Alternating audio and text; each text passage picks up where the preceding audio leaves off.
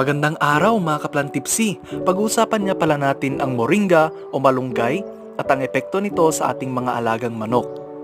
Kanina nga pala ay kumuha ako ng malunggay, ang Chinese malunggay at ng native malunggay. Pinapakain ko ng mga malunggay ang aking mga alagang manok dahil napakaganda ng benepisyo nito.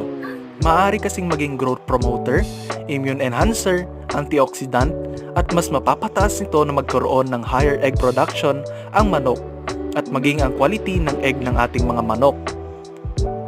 Higit pa ron, mahal lang pakain sa manok kung kaya't napakalaking tipid at napaka-organic kapag nagpakain tayo ng dahon ng malunggay.